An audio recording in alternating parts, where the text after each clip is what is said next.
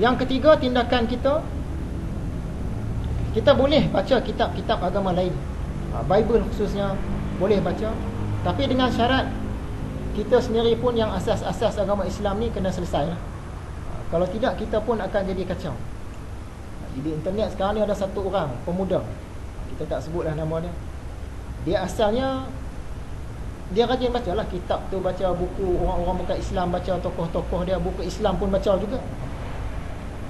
Lama-lama dia jadi plural. Plural ni apa? Pluralisme. Pluralisme agama ni, dia cuba menggambarkan plural ni sebagai toleransi, tolak ansur. Bila sebut pluralisme agama, tolak ansur, toleransi.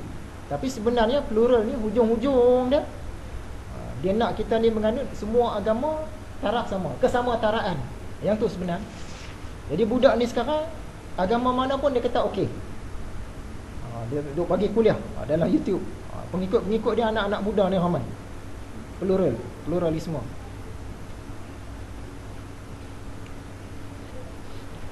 Yang kelima, sungguh pun datang berbagai cerita-cerita khabar angin lah. Kononnya cuaca ni akan berubah dengan begitu drastik. Kita akan jadi sejuk dan tak mustahil suatu hari turun salji apa di negara kita ni. Kononnya lah, tak mustahil kan.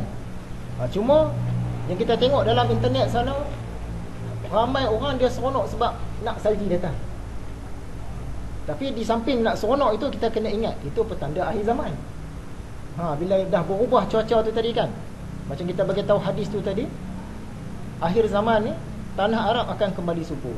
Mungkin orang di sana mungkin seronok lah. Kita akan jadi macam Malaysia lah. Ada banyak hutan-hutan kan, macam syurga lah konon. Rupanya tu petanda akhir zaman. Nak sampai bala lah tu. Dengan Dajjalnya, dengan Ya'juj Ma'jujnya, semua nak sampai dah tu.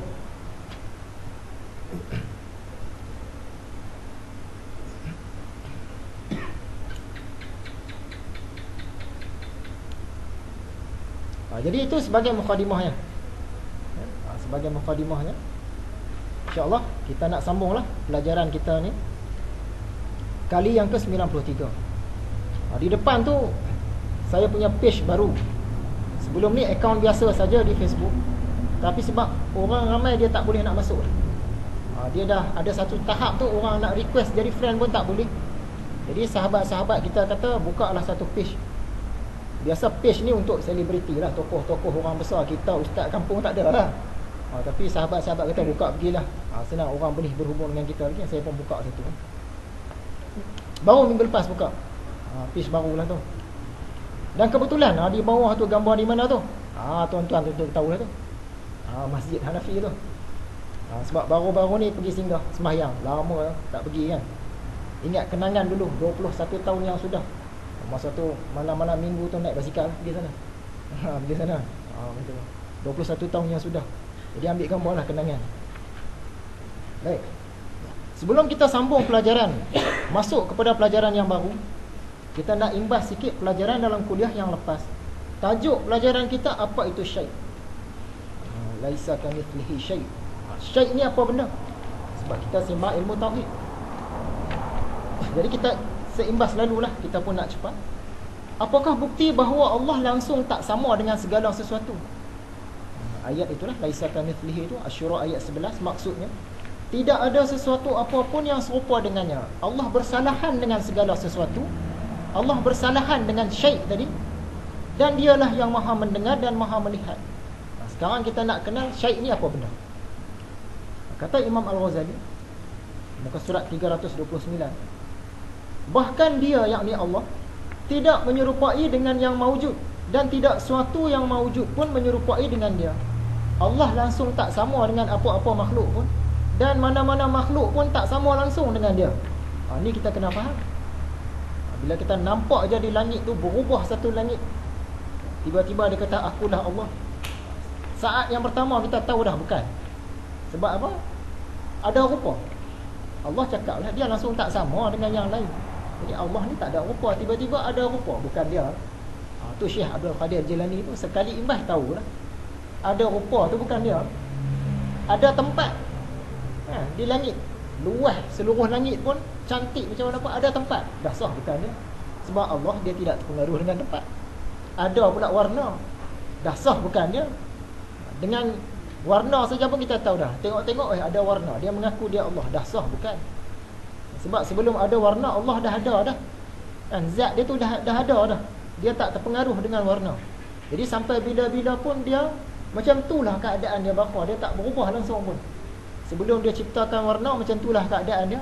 Selepas dia ciptakan warna macam itulah keadaan dia. Dia tak berubah dah. Tak boleh kita kata mula-mula dulu memanglah tak ada tempat lagi, tak ada ruang, tak ada posisi, tak ada arah, tak ada warna, tak ada bentuk, tak ada cerah gelap. Tapi selepas Allah ciptakan semua tu, dia terpengaruh dah. Sekarang dia ada tempat dah. Dia ada rupa, dia ada sempadan, ada had, ada posisi dah. Maksud dia Allah tu tak kebal lah daripada perubahan. Yang kita faham, apa sahaja yang berubah ni baru. Maksud dia makhluk. Allah dia tak berubah langsung.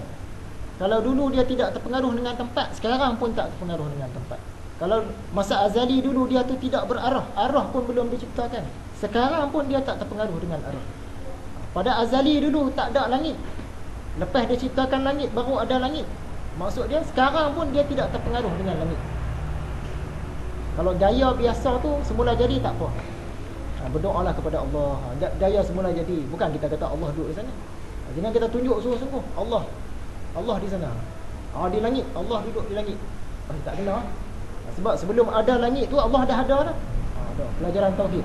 Supaya kita tidak menyembah Allah yang bercampur dengan makhluk. Nak sembah Allah solid, Allah yang esa. Bukan sembah makhluk, bukan sembah Allah yang bercampur dengan makhluk. Nak solid, sembah dia saja, dia yang esa. Jadi apakah itu syai'? Syai' ni sesuatu. Nak faham maksud syai' ni, kita kena teliti ayat-ayat Al-Quran yang lain yang ada cerita tentang syai'. Yang mana ayat Quran yang cerita tentang syai'? Kita pergi cepat. Al-Qasas 88. Dan janganlah engkau menyembah Tuhan yang lain bersama-sama Allah. Tiada Tuhan selain dia. Segala sesuatu, syai', akan binasa melainkan zat Allah. Jadi syai' ni satu pemahaman kita akan binasa. Bila kata syai' ni akan binasa, Allah tak binasa. Tengok ayat lain lagi. Sekali kita kumpul. Al-An'am ayat 102. Yang demikian ialah Allah Tuhan kamu, tiada Tuhan selain dia, yang menciptakan segala sesuatu. Jadi syai' ni diciptakan oleh Allah. Tadi kita dapat satu pemahaman, syai' akan binasa. Syai' ni bersifat binasa. Yang kedua, syai' ni diciptakan oleh Allah. Dah ada dua benda. Yang ketiga pula, katakanlah Allah jualah yang menciptakan tiap-tiap sesuatu. Allah menciptakan tiap-tiap sesuatu. Jadi syai' ni segala sesuatu. Segala sesuatu selain daripada Allah itu syai'. Dan dialah yang maha esa lagi maha kuasa. Az-Zumar ayat 62. Allah yang menciptakan segala sesuatu, syai', dan dialah yang mentadbirkan serta menguasai segala-galanya, syai' juga bawah. Surah Ghafir ayat 62. Yang bersifat demikian ialah Allah Tuhan kamu, yang menciptakan tiap-tiap sesuatu, syai' juga. Jadi berdasarkan penjelasan ayat-ayat Quran tadi, syai' ini apa benda? Ringkasnya, syai' ini ialah segala sesuatu, termasuklah tempat, ruang, posisi, langit, atas, bawah, arah, arash, langit, bumi, sempadan, tepi, warna, cerah, gelap, bentuk, rupa. Semua tu syai' termasuk dalam syai'. Contoh syai' kita, ada warna, ada arah, memakan ruang, ada bentuk, ada tepi, ada sempadan, duduk dalam cerah. Itu syai'. Satu contoh syai' kita. Segala yang binasa, termasuklah tempat, ruang, posisi, langit, atas, bawah, arah dan sebagainya, syai'. Maksudnya, ringkas cakap pendek kata, segala sesuatu selain daripada zat Allah ialah syai'.